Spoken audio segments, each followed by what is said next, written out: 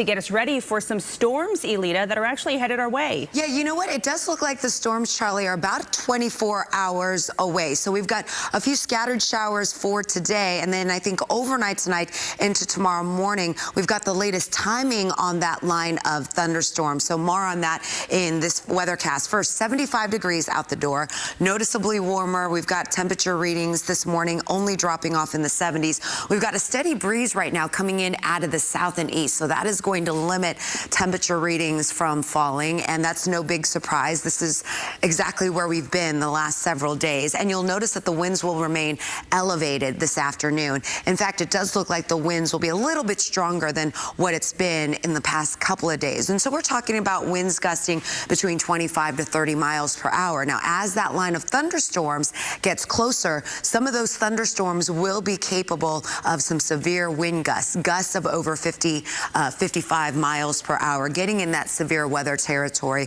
which would be 60-mile-per-hour winds. Now, at this hour, we've got a steady breeze blowing inland areas, a little bit lower, anywhere between 5 to 10-mile-per-hour winds. Could see some gusts, as I mentioned, closer to 30, even 35. Quick peek at temperature readings at this hour. Sealy at 73, 71 in Conroe. What you can't see here, 13 alert radar is capturing along with our wide scope radar, and you can see a little bit of shower activity across the Gulf. But notice what's happening across the northern parts of the state. These showers and thunderstorms that are firing up this morning, they are not descending across southeast Texas this morning. They're pushing off to the north and east. But as we get into the overnight hours, a complex of thunderstorms that will be blowing in will be developing kind of in this region later on this afternoon into the evening. That's what's going to be pushing our direction. So let's walk you through, show you 13 alert radar, and you can see those light rain showers right now moving across the Lake Jackson area, mainly across Brazoria County. There could be a few light rain showers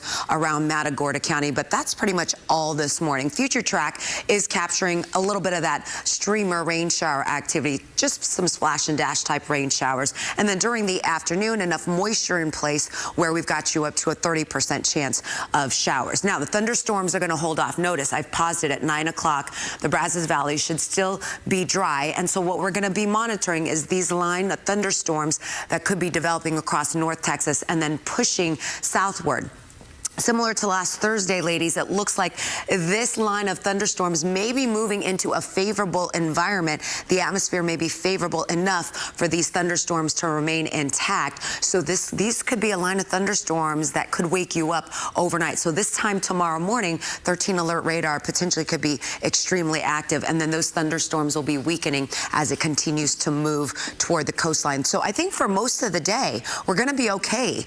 Anywhere between a 10 to 20% chance during the morning hours for a spotty shower, and then as we get it into the afternoon with some daytime heat, that could mean some scattered showers, maybe even a brief heavy downpour with temperature readings hovering into the mid-80s. Now, there is going to be a severe weather component with that line of thunderstorms and also the potential for some excessive rain, and it's not just overnight. We've got a couple more days of these higher rain chances, so I'll detail that part of the forecast coming up in just a few minutes, ladies. All right, a lot to talk about. Stuff. All right, let's check in with Elita. All right, Charlie, this morning we're off to a dry start, but based on the model data that I was analyzing this morning, I went ahead and increased the probability, the chance, the coverage of rain and thunderstorms entering southeast Texas overnight tonight into early tomorrow morning. So most of the day today, we're talking only about a 20 to 30% chance. But once the sun goes down, we're going to be monitoring a line of thunderstorms that could potentially develop across North Texas. And similar to what we saw last week, the same setup. That line of storms had enough energy to work with, enough instability that it brought some strong and even severe thunderstorms across our area. And even when that line moves through, there's still going to be the potential for some scattered downpours on Thursday. And there are now signs in the model data that with this front coming in on Friday, we could be dealing with some widespread showers and scattered storms. We have increased as well the chance for seeing some rain scattered in nature for Saturday during the daytime hours. The flood risk also going up based on the latest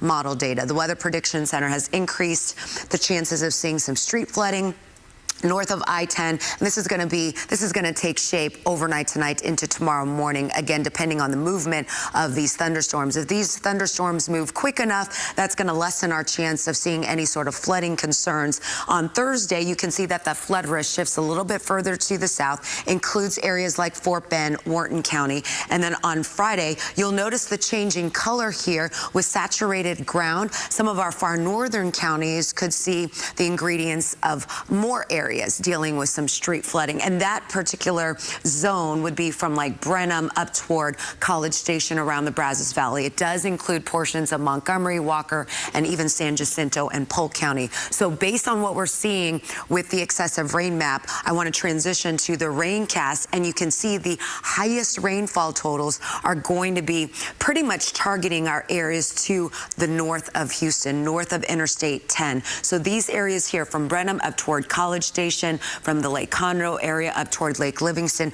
These are the areas within the next 3 days, so today, tomorrow, and Friday through 11 p.m., where you could see amounts over 3 or even 4 inches. Now, most areas along Interstate 10 and toward the coastline, you may only pick up a quarter or even a half an inch of rain. So we are tracking this frontal boundary. This frontal boundary has stalled out now, and it's over the northern parts of the state.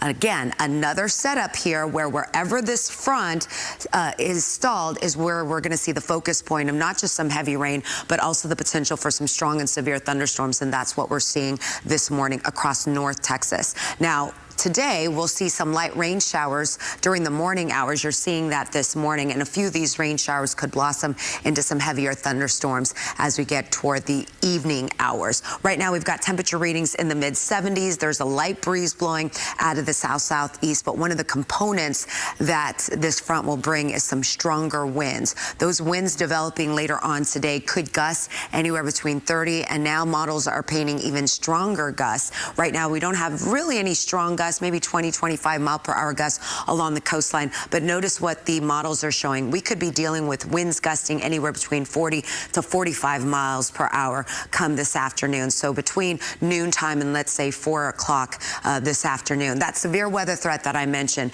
this area over Dallas, Texarkana, these spots you're going to be dealing with a higher probability of not just seeing some hail today, but also some stronger tornadoes, EF2 or stronger. Meanwhile, our timing for thunderstorms will be moving later on tonight during the overnight hours, and then that threat does increase, especially during that overnight hours tonight into Thursday. So just watching for a few spotty rain showers this morning, and then here comes this line. By tomorrow morning at this time, that line of showers and thunderstorms right over the Houston area, and then weakening as it approaches the coastline.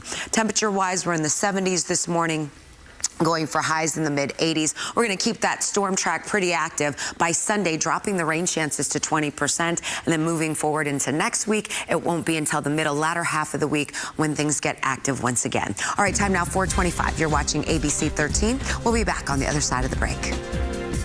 Is timing out some changes in our weather. Good morning to you. You got it right, Sam. We definitely have some changes on the way. Most of today, though, should stay fairly quiet. We're looking at some breezy, locally gusty conditions. I think that's going to be noticeable for today. Mid-70s right now. It's showing our observation sites mostly cloudy conditions. And you can see the winds are going to steadily increase through the morning and during the afternoon. Could be dealing with gusts anywhere between 30, maybe even 40 miles per hour in some spots. Currently, we've got wind speeds between 5 to 10 inland areas closer to the coastline, a little bit stronger, 15 to 20 mile per hour sustained winds. I'll look at temperature readings, and we're holding steady in the low to mid 70s. And with that steady onshore breeze, that temperature reading won't budge all that much this morning. All right, a line of heavy rain and thunderstorms. This is along a boundary that is stalled out across North Texas. That boundary will be the focus point of not just some heavy rain, also the potential for some severe weather.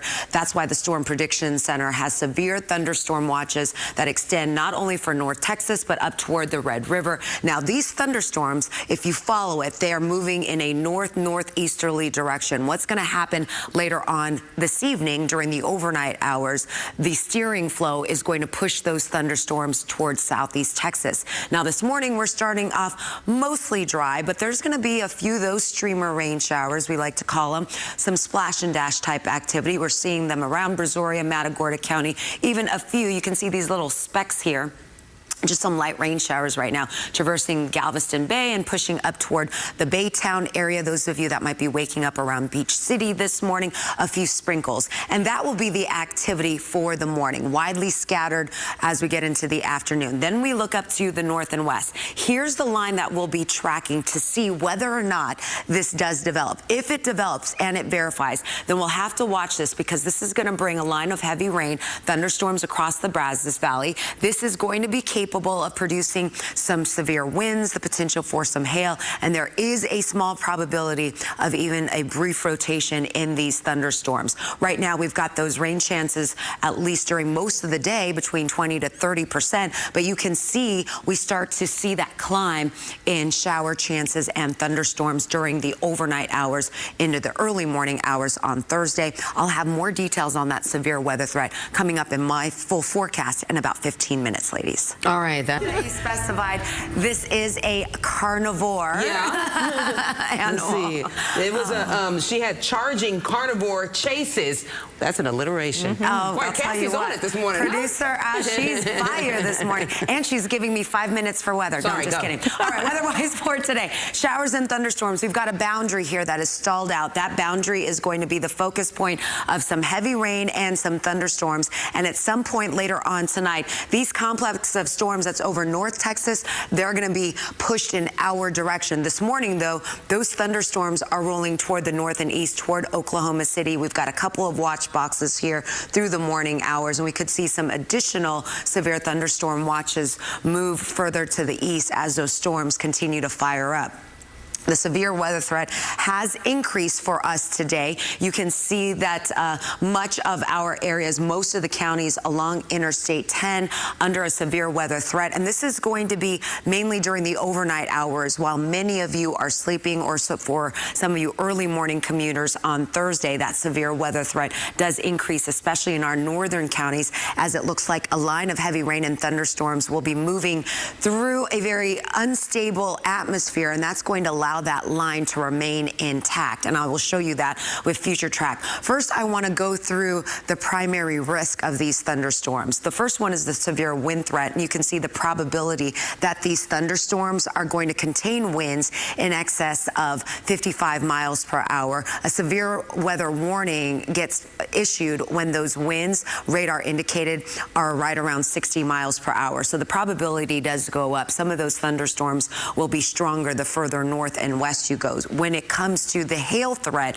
there's a 5% probability that our northwest counties are going to be dealing with hail quarter size or higher. But if you're traveling north up toward the Dallas-Fort Worth area and this yellow hatched area, those thunderstorms will be capable of producing golf ball size hail or even greater. Now, as far as the tornado threat, the probability is highest in that zone where you're going to see those larger thunderstorms or larger hail size.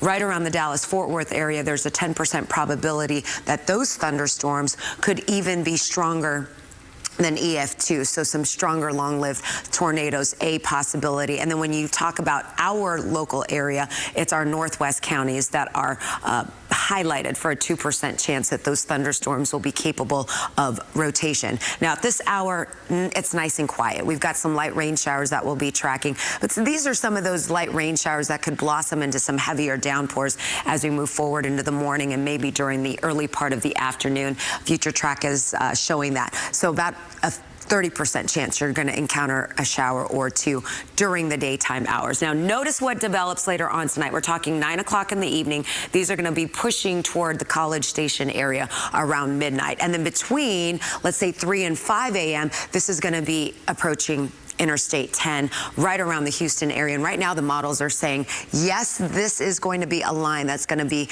capable of not just some heavy rain, but also those strong winds, hail, and also monitoring for some rotation. But it's going to be weakening as it approaches the coastline as the sun comes up. We're not done yet. I think during the afternoon hours on Thursday, there is a chance of seeing another round of a few brief heavy downpours, and the flood risk is going to be with us today, tomorrow, and also on Friday. Meanwhile, well. Rainfall totals are suggesting that many locations, especially north of Interstate 10, will be finding anywhere between 3 to 5 inches will be possible. We'll talk more about that 10-day coming up in the next half hour. We'll see you back here on the other side of the break. Don't go away. Welcome back. Well, after not getting a water leak fixed for months, an 86-year-old Northeast Houston woman reached out to ABC13, Action 13. In fact, she says at first there wasn't much water, but now more water is just pouring into the road, and she's afraid her yard will cave. Yeah, I mean, just dramatic video here. So city leaders say that water leaks are a top priority and that they are trying to address them. ABC13's Nick DiTario got the data to see if the leak complaints are starting to dry or if they're continuing to grow.